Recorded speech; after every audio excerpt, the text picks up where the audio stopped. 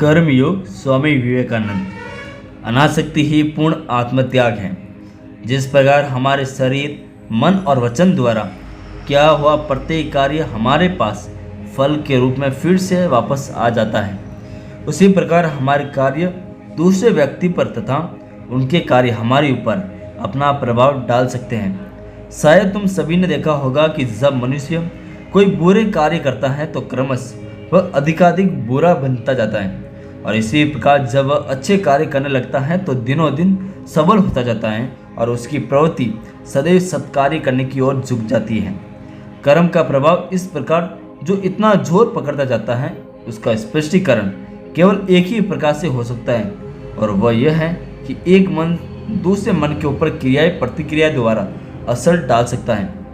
इसे स्पष्ट करने के लिए हम पदार्थ विज्ञान से एक दृष्टांत ले सकते हैं। जब मैं कोई कार्य करता हूँ तो कहा जा सकता है कि मेरा मन एक विशेष प्रकार की कंपन अवस्था में होता है। उस समय अन्य जितने मन उस प्रकार की अवस्था में होंगे, उनकी प्रवृत्ति ये होगी कि वे मेरे मन से प्रभावित हो जाएंगे। यदि एक कमरे में भिन्न भिन्न वाद्य यंत्र एक सुर में बांध दिया जाए तो आप सब ने देखा होगा कि एक को छेड़ने से अन्य सबों की भी प्रवृत्ति उसी प्रकार का सुर निकालने की होने लगती है। इसी प्रकार जो मन एक सुर में बंधे हैं, उन सब के ऊपर एक विशेष विचार का समान प्रभाव पड़ेगा। हाँ, यह सत्य है कि विचार का मन पर यह प्रभाव दूरी अथवा अन्य कारणों से न्यूनाधिक अवश्य हो जाएगा, परंतु मन पर प्रभाव होने की संभावना सदैव बनी रहेगी। मान लो कि मैं एक बुरा कार्य कर रहा हूँ, उस समय मेरे मन में एक विशेष प्रकार का कंपन होगा और संसार के अन्य सब मन जो उसी प्रकार की अवस्था में है संभवतः मेरे मन के कंपन में से प्रभावित हो जाएंगे। इसी प्रकार जब मैं कोई अच्छा कार्य करता हूँ तो मेरे मन में एक दूसरे प्रकार का कंपन होता है, और उस प्रकार के कंपन से सारे मनों पर मेरे मन के प्रभाव पड़ने की संभावना रहती है। एक मन का दूसरे मन पर यह प्रभाव कंपन की न्यूनाधिक शक्ति के अनुसार कम या अधिक हुआ करता है। अप्रयुक्त दृष्टांत को यदि हम कुछ और आगे ले जाए तो कह सकते हैं कि जिस प्रकार कभी कभी आलोक तरंगों को अपनी गंतव्य वस्तुओं तक पहुंचने के लाखों वर्ष लग जाते हैं, उसी प्रकार विचार तरंगे भी कभी कभी सैकड़ों वर्ष तक आकाश में भ्रमण करती रहती हैं, जब तक कि अंत में उन्हें कोई ऐसा पदार्थ नहीं मिल जाता जिसके साथ वे एक रूप हो कार्य कर सके। अथवा यह नितांत संभव है कि हमारे यह वायुमंडल अच्छी और बुरी दोनों प्रकार के विचार तरंगों से व्याप्त है। प्रत्येक मस्तिष्क से निकला हुआ प्रत्येक विचार मानो इसी प्रकार भ्रमण करता रहता है जब तक कि उसे एक योग्य आधार प्राप्त नहीं हो जाता, और जो मन इस प्रकार के विचार ग्रहण करने के लिए अपने को उन्मुक्त किए हुए हैं वह तुरंत ही उन्हें अपना लेगा। अथवा जब कोई मनुष्य कोई दुष्कर्म करता है तो वो अपने मन को किसी एक विशेष सुर में ले जाता है, और उसी सुर की जितनी भी तरंगे पहले से ही आकाश में अवस्थित हैं वे सब उनके मन में घुस जाने की चेष्टा करती हैं। यही कारण है कि एक दुष्कर्मी साधारणतः अधिकाधिक दुष्कर्म करता है, उसके कर्म क्रमश प्रबलतर होते जाते हैं। यही बात सत्कर्म करने के लिए भी घटती है। वह अपने को वातावरण की समस्त शुभ तरंगों को ग्रहण करने के लिए मानो खोल देता है, और इस प्रकार उसके सत्कर्म अधिकाधिक शक्ति संपन्न हो जाते हैं। ये तो हम देखते हैं कि दुष्कर्म करने में हमें दो प्रकार का भय है। पहला तो यह कि हम अपने को चारों ओर से अशुभ तरंगों के लिए खोल देते हैं, और दूसरा यह कि हम स्वयं ऐसी अशुभ तरंगों का निर्माण कर देते हैं जिसका प्रभाव दूसरों पर पड़ता है, फिर चाहे वह सैकड़ों वर्ष बाद ही क्यों ना हो। दुष्कर्म द्वारा हम केवल अपना ही नहीं वरन दूसरों का भी अहित करते हैं, और सत्कर्म द्वारा हम अपना तथा दूसरों का भी भला करते हैं। मनुष्य की अन्य आंतरिक शक्तियों के समान ये शुभ और अशुभ शक्तियाँ भी बाहर से बल संचित करती हैं। कर्म योग के अनुसार बिना फल उत्पन्न किए कोई भी कर्म नष्ट नहीं हो जा सकता। प्रकृति की कोई भी शक्ति उसे फल उत्पन्न करने से रोक नहीं सकती। यदि मैं कोई बुरा कार्य करूं तो उसका फल मुझे भोगना ही पड़ेगा। विश्व में ऐसी कोई ताकत नहीं जो इसे रोक सके। इसी प्रकार यदि मैं कोई सत्य कार्य करूं तो विश्व में ऐसी कोई शक्ति नहीं जो मुझे शुभ फल को रोक सके। कारण से कार्य होता है, इसे कोई रोक नहीं सकता। जब अब हमारे सामने कर्मयोग के संबंध में सूक्ष्म एवं गंभीर विषय उपस्थित होता है, हमारे सत्य और असत कर्म आपस में घनिष्ठ रूप से संबद्ध है। इन दोनों के बीच हम निश्चित रूप से एक रेखा खींचकर ये नहीं बता सकते कि अमुक कार्य नितांत शुभ और अमुक अशुभ। ऐसा कोई भी कर्म नहीं जो एक ही समय शुभ और अशुभ दोनों फल न उत्पन्न करे। यही देखिए, मैं आप लोगों से बात कर रहा हूँ, संभवतः आपसे कुछ लोग सोचते होंगे कि मैं एक भला कार्य कर रहा हूँ, परंतु साथ ही साथ शायद मैं हवा में रहने वाले असंख्य छोटे छोटे कीटाणुओं को भी नष्ट करता जा रहा हूँ, और इस प्रकार एक दुष्ट से भी मैं बुरा कार्य कर रहा हूँ। हमारे निकट के लोगों पर, जिन्हें हम जानते हैं, यदि किसी कार्य का प्रभाव शुभ पड़ता है तो उसे शुभ कार्य कहते हैं। उदाहरणार्थ, आप लोग मेरे इस व्याख्यान को अच्छा कहेंगे, परंतु वे कीटाणु ऐसा कभी नहीं कहेंगे। कीटाणुओं को आप नहीं देख रहे हैं, अपने आप को देख रहे हैं। मेरी वक्रता का जैसा प्रभाव आप पर पड़ता है वह आप स्पष्ट देख सकते हैं, किंतु उसका प्रभाव उन कीटाणुओं पर कैसा पड़ता है यह आप नहीं जानते। इसी प्रकार यदि हम अपने असत कर्मों का भी विश्लेषण करें तो हमें ज्ञात होगा कि संभवतः उनमें से भी कहीं न कहीं किसी न किसी प्रकार का शुभ फल हुआ है। जो शुभ कर्मों में कुछ न कुछ अशुभ तथा अशुभ कर्मों में कुछ न कुछ शुभ देखता है, वास्तव में उन्होंने कर्म का रहस्य समझा है। हाँ, तो इससे हमने क्या सीखा? यही कि हम चाहे जितना भी प्रयत्न क्यों न करें, ऐसा कोई कर्म नहीं हो सकता जो संपूर्णतः पवित्र हो अथवा संपूर्णतः अपवित्र। यहाँ पवित्रता या अपवित्र से हमारा तात्पर्य है कि हिंसा अहिंसा। बिना दूसरों को नुकसान पहुंचे हम सांस तक नहीं ले सकते। अपने भोजन का प्रत्येक गास हम किसी दूसरे के मुंह से छीनकर खाते हैं। यहाँ तक कि हमारा अस्तित्व भी दूसरे प्राणियों के जीवन को हटाकर होता है। चाहे मनुष्य हो, पशु हो अथवा कीटाणु, किसी न किसी को हटाकर हम अपना अस्तित्व स्थिर रखते हैं। ऐसी दशा में यह स्वाभाविक ही है कि कर्म द्वारा पूर्णता कभी नहीं प्राप्त हो सकती है। हम भले ही अनंत काल तक कर्म करते रहे, परंतु इस जटिल संसार व्यूह से कभी छुटकारा न होगा। हम चाहे निरंतर कार्य करते रहे, परंतु इस शुभ और अशुभ कर्मफल रूपी बंधन का कहीं अंत न होगा। दूसरा विचारणीय बात है कि कर्म का उद्देश्य क्या है। हम देखते हैं कि प्रत्येक देश के अधिकांश व्यक्तियों की यह धारणा है कि एक समय ऐसा आएगा जब यह संसार पूर्णता को प्राप्त हो जाएगा। तब यहाँ न तो किसी प्रकार का रोग रहेगा, न शोक, न दुष्टता, न मृत्यु। वैसे तो ये एक बहुत बड़ा सुंदर विचार है और एक अज्ञानी को कार्य में प्रेरणा देने के लिए बहुत बड़ी अच्छी खुराक है, परंतु यदि हम क्षण भर भी ध्यानपूर्वक सोचे तो हमें सहज ही ज्ञात हो जाएगा कि ऐसा कभी नहीं हो सकता है। और यह हो भी कैसे सकता है? हम जानते हैं कि भलाई और बुराई एक ही सिक्के के चित्त और पट हैं। ऐसा भी कहीं हो सकता है कि भलाई हो और उसके साथ बुराई न हो, तब तो फिर पूर्णता का अर्थ क्या है? सच पूछा जाए तो पूर्ण जीवन शब्द ही सब विरोधात्मक हैं। जीवन तो हमारे एवं प्रत्येक बाहरी वस्तु के बीच इस प्रकार का निरंतर द्वंद्व सा है। प्रत्येक क्षण हम बाहरी प्रकृति से संघर्ष करते रहते हैं, और यदि उसमें हमारी हार हो जाए तो हमारा जीवन दीप ही बुझ जाता है। आहार और हवा के लिए निरंतर चेष्टा का नाम ही जीवन है। यदि हमें भोजन या हवा न मिले तो हमारी मृत्यु हो जाती है। जीवन कोई आसानी से चलने वाला सरल चीज नहीं, यह तो एक प्रकार का समिश्रित व्यापार है। बहिर्जगत और अंतर जगत का घोर द्वंद्व से ही जीवन कहलाता है। इस प्रकार यह स्पष्ट है कि जब यह द्वंद्व समाप्त हो जाएगा तो जीवन का भी अंत हो जाएगा। उपयुक्त आदर्श सुख की बात का अर्थ है कि इस सांसारिक द्वंद्व का अंत हो जाना, परंतु तब तो जीवन का भी अंत हो जाएगा, क्योंकि द्वंद्व का अंत उसी समय होता है जब स्वयं जीवन ही चला जाता है। हम ये देख ही चुके हैं कि संसार का उपकार करना अपना ही उपकार करना है। दूसरों के प्रति निरंतर भलाई करते रहने में हम स्वयं को बोलने का प्रयत्न करते रहते हैं, और यह आत्मस्मृति ही एक बहुत बड़ी शिक्षा है जो हमें जीवन से सीखनी चाहिए। मनुष्य मूर्खतावश सोचता है कि वह अपने को सुखी बना सकता है, परंतु वर्षों के घोर संघर्ष के बाद उसकी आंखें खुलती हैं और वह यह अनुभव करता है कि वास्तविक सुख तो स्वार्थपरता को नष्ट कर देने में है, और अपने को सुखी बनाने वाला अन्य कोई ही नहीं, केवल वह स्वयं ही है।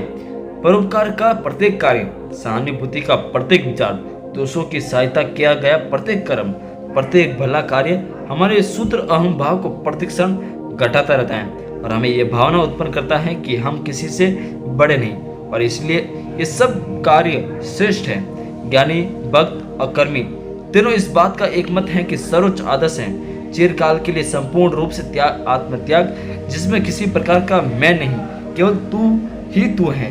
हमारे जाने या बिना जाने कर्मयोग इसी लक्ष्य की ओर ले जाता है। संभव है कि एक धर्म प्रचारक निर्गुण की बात सुनकर चौंक उठे। उसका शायद यही दृढ़ मत हो कि ईश्वर सगुण है और वह अपने निजी तत्व, अपने स्वतंत्र व्यक्तित्व को, इस व्यक्तित्व के बारे में उसकी धारणा चाहे जैसी भी हो, कायम रखने के लिए इच्छुक हो। परंतु यदि उसके नीति विषयक विचार वास्तव में शुद्ध हैं, तो उनका आधार सर्वोच्च आत्मत्याग के अतिरिक्त और कुछ नहीं हो सकता। यह संपूर्ण आत्मत्याग इस सारी नीति की नींव है। मनुष्य, पशु, देवता सबके लिए यही एक मूल भाव है जो समस्त नैतिक आदर्शों में व्याप्त है। इस संसार में हमें कई प्रकार के मनुष्य मिलेंगे। प्रथम तो जो देव प्रकृति मनुष्य पुरुष कहे जा सकते हैं, वे पूर्ण आत्मत्यागी होते हैं। अब इस जीवन की भी बाजी लगाकर दूसरों का भला करते हैं। ये सर्वश्रेष्ठ पुरुष हैं। यदि किसी देश में ऐसे 100 मनुष्य भी रहे तो उस देश को फिर किसी बात की चिंता नहीं। परंतु खेद है कि ऐसे लोग बहुत बहुत कम हैं। दूसरे वे साधु प्रकृति मनुष्य जो दूसरों की भलाई तब तक करते हैं जब तक कि उनका स्वयं का कोई नुकसान न हो। और तीसरे वे असुरी प्रकृति के लोग जो अपनी भलाई के लिए दूसरों का नुकसान तक करने के लिए नहीं हिचकिचाते। इस संस्कृत कवि ने चौथी श्रेणी भी बताएगी, जिसको हमें कोई नाम नहीं दे सकते। वे लोग ऐसे होते हैं कि अकारण ही दूसरों का नुकसान करते रहते हैं। जिस प्रकार सर्वोच्च स्तर पर साधु महात्मा गण भला करने के लिए दूसरों का भला करते रहते हैं, उसी प्रकार सबसे निम्न स्तर पर ऐसे लोग भी हैं जो केवल बुरा करने के लिए ही दूसरों का बुरा करते रहते हैं। ऐसा करने से उन्हें कोई लाभ नहीं होता है, यह तो उनकी प्रकृति ही है।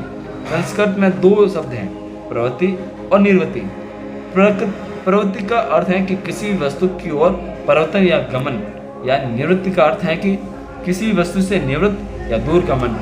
किसी दूसरों की वस्तु की ओर का परिवर्तन का अर्थ है कि हमारी यह संसार, यह मैं और मेरा, इस मैं को धन, संपत्ति, प्रभुत्व, नाम, यश द्वारा सर्वदा बढ़ाने का यत्न करना। जो कुछ मिले उसी को पकड़ के रखना। सारे समय सभी वस्तुओं को मैं रूपी केंद्र में ही संग्रहित करना, इसी का नाम है प्रवृत्ति। यह प्रवृत्ति ही मनुष्य मात्र का स्वाभाविक भाव है। चौहोर में सो जो कुछ मिले ले लेना और सबको केंद्र में एकत्रित करते जाना, और वह केंद्र है उसका अपना मधुर अहम। जब यह वृत्ति घटने लगती है तब निवृत्ति का उदय होता है, तभी नीति और धर्म का आरंभ होता है। प्रवृत्ति और निवृत्ति दोनों ही कर्म स्वरूप हैं। एक असत कर्म और दूसरा सत्य निवृत्ति सारी नीति एवं धर्म, सारे धर्म की नींव है, और इसकी पूर्णता ही संपूर्ण आत्मत्याग है, जिसके प्राप्त हो जाने पर मनुष्य दोषों के लिए अपना शरीर, मन, यहाँ तक कि अपना सर्वस्व विंछावर कर देता है। तभी मनुष्य को कर्म योग में सिद्धि प्राप्ति होती है। सत्कार्य का यही सर्वोच्च फल है कि किसी मनुष्य ने चाहे एक भी दर्शन शास्त्र न पढ़ा हो, किसी प्रकार ईश्वर में विश्वास न किया हो और अभी भी न करता हो, चाहे उसने अपने जीवन भर में एक बार भी प्रार्थना न की हो, परंतु केवल सत्कार्य की शक्ति उसे यदि उस अवस्था में ले जाए जहाँ तक दूसरों के लिए अपना जीवन और सब कुछ उत्सर्ग करने को तैयार है, तो हमें समझना चाहिए कि वह उसी लक्ष्य को पहुँच गया है। जहाँ एक भक्त अपनी उपासना द्वारा तथा एक ज्ञानी अपने ज्ञान द्वारा, ये तो आपने देखा होगा कि ज्ञानी, कर्मी और भक्त तीनों एक ही स्थान पर पहुँचते हैं, एक ही स्थान पर आकर मिल जाते हैं, और वह स्थान है आत्मत्याग। विभिन्न दर्शनों के, धर्मों के आपस में कितना भी मतभेद क्यों न हो, जो व्यक्ति अपना जीवन दूसरों के लिए अर्पण करने को उगत रहता है, उसके समक्ष सभी मनुष्य ससंभ्रम उठ खड़े होते हैं। उसके सामने भक्ति भाव के माते नवाते हैं। यहाँ तक किसी प्रकार से मत का प्रश्न नहीं। यहाँ तक कि वे लोग भी जो धर्म संबंधी समस्त विचारों पर नाक भौं सिगड़ते हैं, जब इस प्रकार का संपूर्ण आत्मत्याग पूर्ण कोई कार्य देखते हैं तो वे उसके प्रति श्रद्धा संपन्न हुए बिना नहीं रह सकते।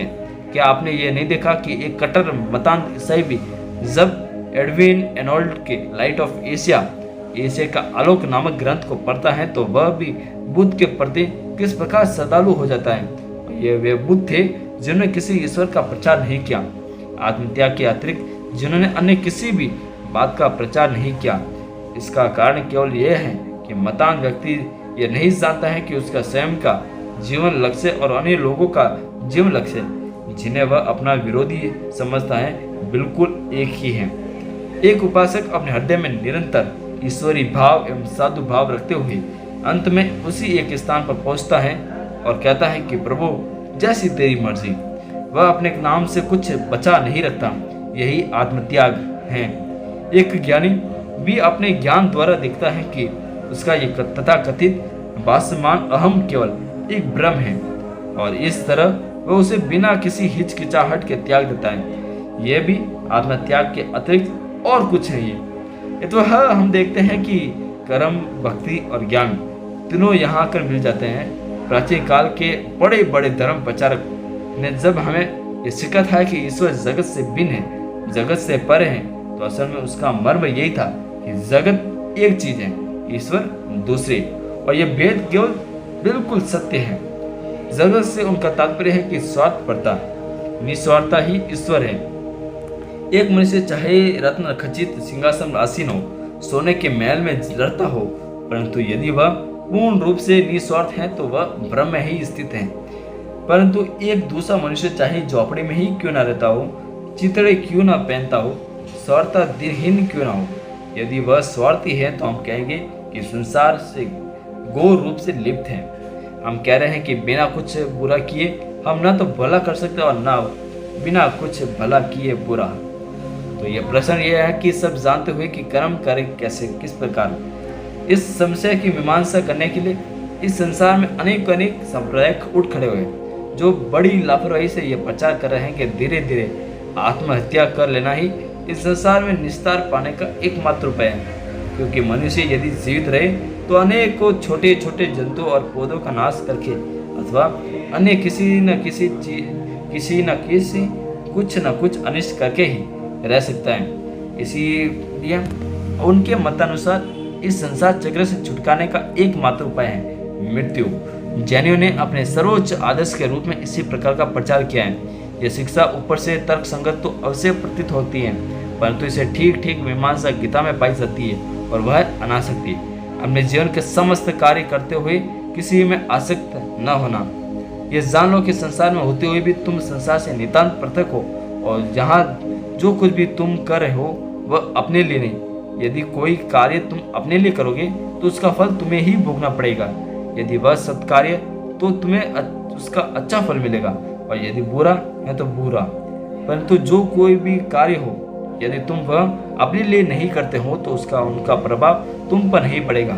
इस प्रभाव को स्पष्ट करने के लिए हमारे शास्त्रों में बड़े सुंदर ढंग से कहा है कि यदि किसी से ये बोध रहा है कि मैं इसे अपने लिए बिल्कुल नहीं कर रहा हूँ, तो वह चाहे समस्त संसार ही क्यों ना हत्या कर डाले अथवा सहमी क्यों ना हत्या हो जाए, पर वास्तव में वह न तो हत्या करता है और न हत्या होता है। इसलिए कर्मयोग हमें शिक्षा देता है कि संसार को मत छोड़ो, संसार में ही रहो, जितना चाहे सांसारिक भाव ग्रहण करो, परंतु यदि सारे तुम्हारे ही भोग के लिए हो तो फिर तुम्हारा कर्म करना व्यर्थ है।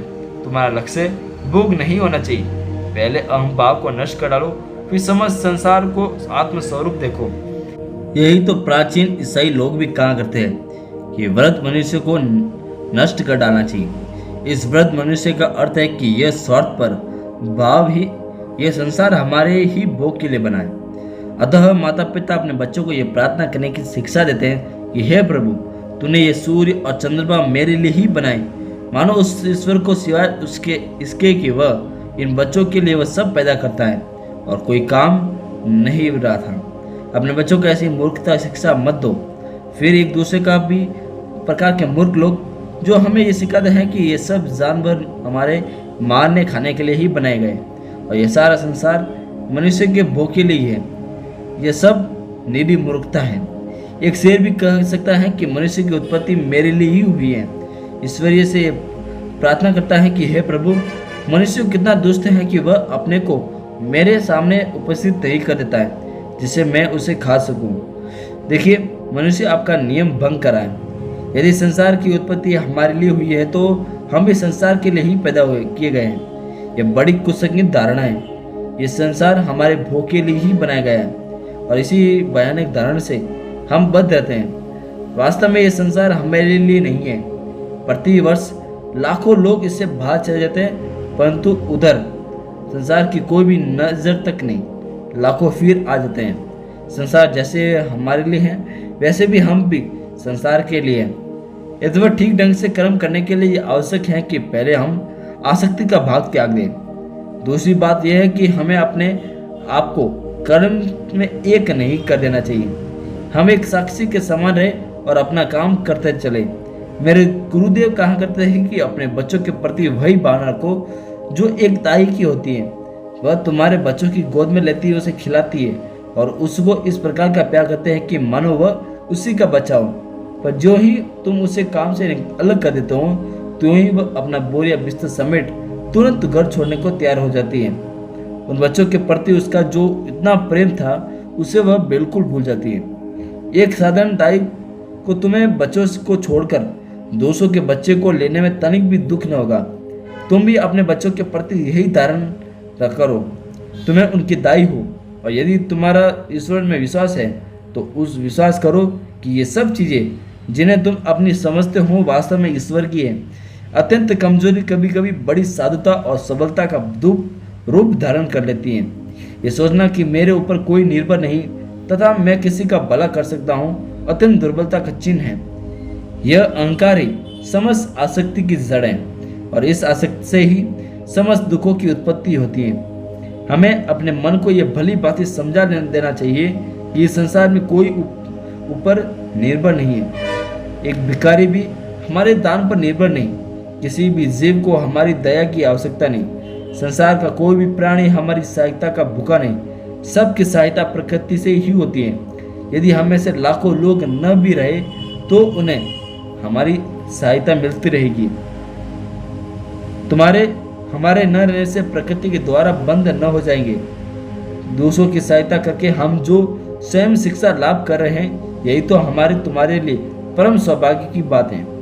जीवन में सीखना योग्य यही सबसे बड़ी बात है कि जब तक हम पूर्ण रूप से इसे सीख लेंगे तो फिर हम कभी दुख न होंगे। तब हम समाज के कहीं भी जाकर उठ बैठ सकते हैं, इससे हमारी कोई हानि न होगी। फिर चाहे विवाहित हो, तुम्हारे दल के दल नौकर हो, बड़ा भारी राज्य हो, पर यदि तुम इस तत्व को हृदय में रखकर कार्य करते हो तो यह संसार मेरे भोग के लिए नहीं और इसे मेरी सहायता की कतई आवश्यकता नहीं, तो यह सब रहने पर तुम्हारा कुछ न बिगड़ेगा। हो सकता है कि इसी साल तुम्हारे कई मित्र का निधन हो गया हो, तो क्या भला संसार उसके फिर वापस आने के लिए रुका हुआ है? क्या इसकी गति शिथिल हो गई? नहीं, ऐसा नहीं हुआ। यह तो जारी है। या तो अपने मन को यह विचार निकाल दो कि तुम्हें इस संसार के लिए कुछ करना है। संसार को तुम्हारी सहायता की तनिक भी आवश्यकता नहीं। मनुष्य का यह सोचना निरी मूर्खता है कि वह संसार की सहायता के लिए पैदा हुआ है।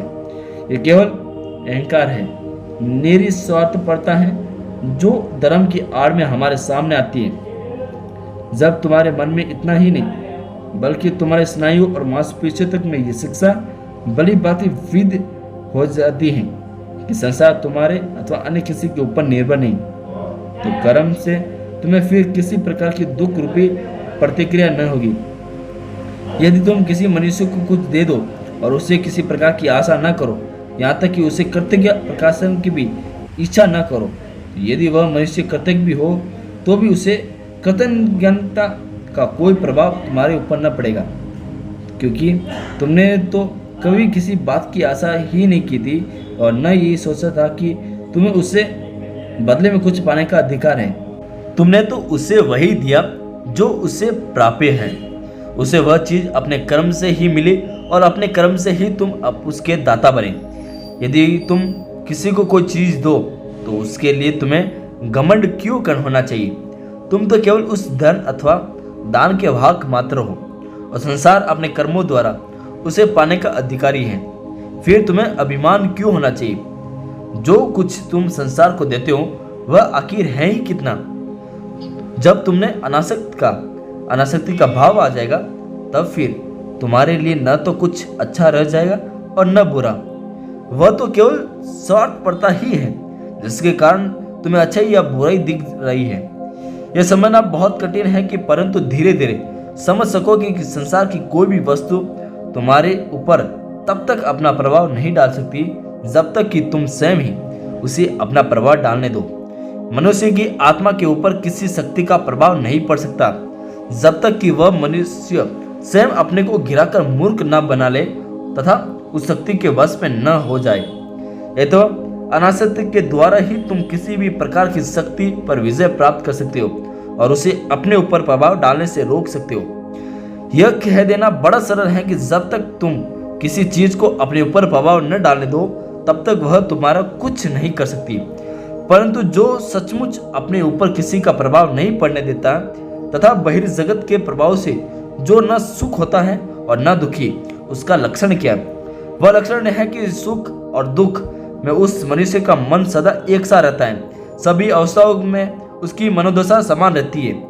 भारतवर्ष में एक महापुरुष हो गए, उनका नाम था व्यास। वे बहुत बड़े ऋषि थे और वेदांत सूत्र के प्रणेता के नाम से परिचित थे। इनके पिता से पूर्ण तत्व प्राप्त करने की बहुत यत्न किया था, परंतु वे असफल रहे। उनके पितामह तथा पितामह ने भी पूर्णतः प्राप्ति के लिए बहुत चेष्टा की थी, किंतु वे भी सफल काम न हो सके। स्वयं व्यास देव जी भी पूर्ण रूप से सफल न हो सके, परंतु उनके पुत्र सुखदेव जन्म से ही सिद्ध थे। व्यासदेव अपने पुत्र को तत्व ज्ञान की शिक्षा देने लगे। स्वयं यथाशक्ति शिक्षा देने के लिए उन्होंने सुखदेव को राजा जनक की राजसभा में भेज दिया। जनक एक बहुत बड़े राजा थे और विदेह नाम से प्रसिद्ध थे। विदेह का अर्थ है कि शरीर से पृथक। यद्यपि वे राजा थे, फिर भी उन्होंने इस बात का तनिक भी भान न था कि वे एक शरीरधारी हैं। उन्हें तो सदा यही ध्यान रहता था कि वे आत्मा हैं। बालक सुख उनके पास शिक्षा ग्रहण करने के लिए भेजे गए। इधर राजा को यह मालूम था कि व्यास मुनि का पुत्र उनके पास तत्व ज्ञान की शिक्षा प्राप्त करने के लिए आ रहा है, इसलिए उन्होंने पहले से ही कुछ प्रबंध कर रखा था। जब बालक राजमहल के द्वार पर आया तो संतरियों ने उसकी ओर कोई विशेष ध्यान नहीं दिया। उन्होंने बस उसके बैठने के लिए एक आसन भर दे दिया। इस आसन पर वह बालक लगातार 3 दिन बैठा रहा। न तो कोई उसके कुछ बोला और न किसी ने यही पूछा कि वह कौन है और क्या चाहता है। बालक सुख इतने बड़े ऋषि के पुत्र थे, उनके पिता का देश भर में सम्मान था और वे स्वयं भी प्रतिष्ठित थे, परंतु फिर भी उन सूत्र संतरियों ने उन पर कोई ध्यान न दिया। इसके बाद अचानक राजा के मंत्री तथा बड़े बड़े राजाधिकारी वहां पर आए और उन्होंने उनका अत्यंत सम्मान के साथ स्वागत किया। वे उनके अंदर एक सुशोभित गृह ले गए, इत्रों से स्नान कराया, सुंदर वस्त्र पहनाए और 8 दिन तक उन्हें सब प्रकार के विलास में रखा, परंतु सुखदेव के प्रशांत चेहरे पर तनिक भी अंतर न हुआ। बालक सुख आदमी विलास से बीच वैसे ही थे जैसे कि उस दिन जब वे महलों के द्वारा बैठे हुए थे। इसके बाद उन्हें राजा के सम्मुख लाया गया। राजा सिंहासन पर बैठे थे और वहां नाच गान तथा अन्य आमोद प्रमोद हो रहे थे। राजा ने बालक सुख के हाथ में दूध से लबालब भरा हुआ एक प्याला दिया और उनसे कहा कि इसे लेकर इस दरबार की 7 बार प्रदक्षिणा कराओ, पर देखो एक भी बूंद दूध ना गिरे। बालक सुख ने दूध का प्याला ले लिया और संगीत की ध्वनि एवं अनेक सुंदरियों के बीच प्रदक्षिणा करने को उठे। राजा की आज्ञा अनुसार वे 7 बार चक्कर लगा कर आए, परंतु दूध की एक भी बूंद न गिरी। बालक सुख का अपने मन पर ऐसा संयम था कि बिना उनकी इच्छा के संसार की कोई भी वस्तु उन्हें आकर्षित नहीं कर सकती थी।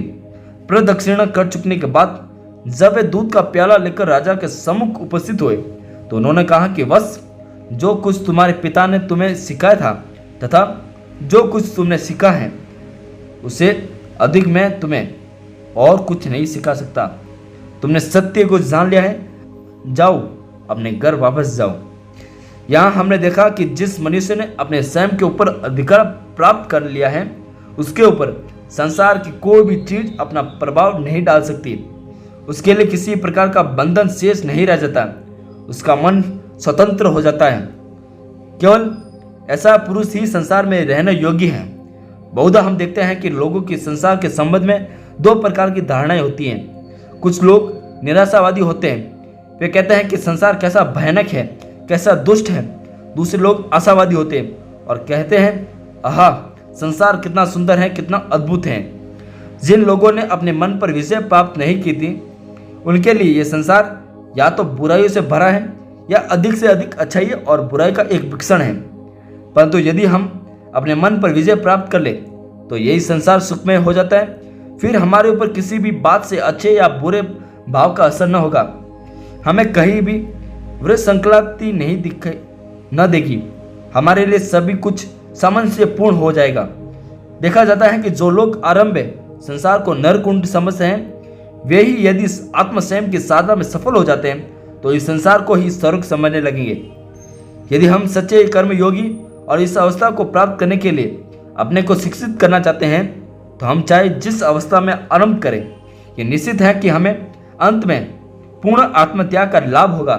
और जो ही इस कलिप्त अहम का नाश हो जाएगा, तो ही वह संसार जो हमें पहले अमंगल से भरा प्रतीत होता है, अब स्वर्ग स्वरूप है और परमानंद में पूर्ण प्रतीत होने लगेगा। यहाँ की हवा तक बदलकर मधुमय हो जाएगी और प्रत्येक व्यक्ति भला प्रतीत होने लगेगा। यही है कर्मयोग की चरम गति और यही है उसकी पूर्णता या सिद्धि। हमारे भिन्न भिन्न योग आपस में विरोध नहीं है। प्रत्येक अंत में हमें एक स्थान में ले जाता है और पूर्ण तत्व को प्राप्ति कर देता है। पर हाँ, प्रत्येक का दृढ़ अभ्यास आवश्यक है। सारा रहस्य अभ्यास से ही है। पहले स्मरण करो, फिर मनन करो और फिर उसे अमल में लाओ। यह बात प्रत्येक योग के संबंध में सत्य है। पहले तुम इसके बारे में सुनो और समझो कि इसका मर्म क्या है। यदि कुछ बातें आरंभ में स्पष्ट ना हो। यहाँ हमने देखा कि जिस मनुष्य ने अपने स्वयं के ऊपर अधिकार प्राप्त कर लिया है, उसके ऊपर संसार की कोई भी चीज अपना प्रभाव नहीं डाल सकती। उसके लिए किसी प्रकार का बंधन शेष नहीं रह जाता। उसका मन स्वतंत्र हो जाता है। केवल ऐसा पुरुष ही संसार में रहने योग्य है।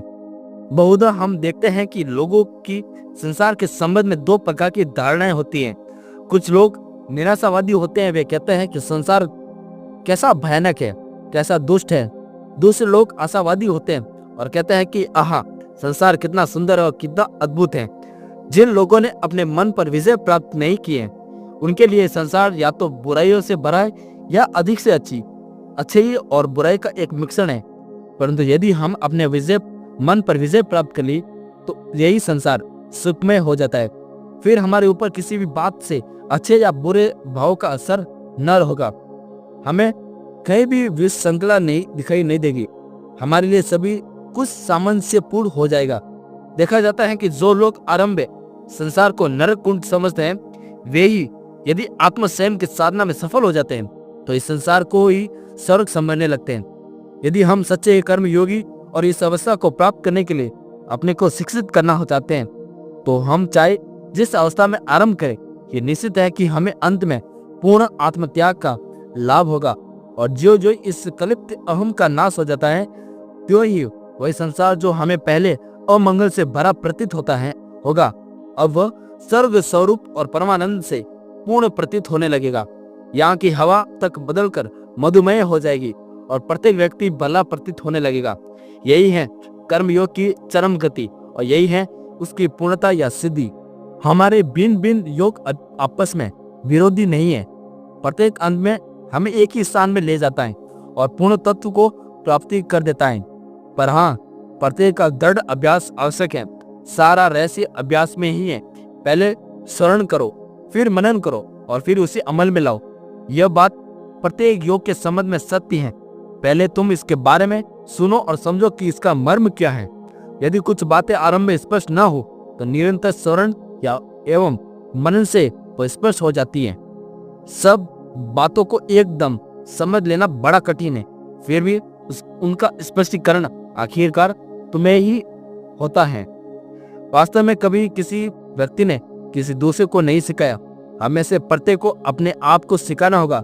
बाहर के गुरु तो केवल उद्दीपक कारण मात्र हैं, जो हमारे अतनिष्ठ गुरु को सब विषयों का मर्म समझने के लिए उद्बोधित कर देते हैं।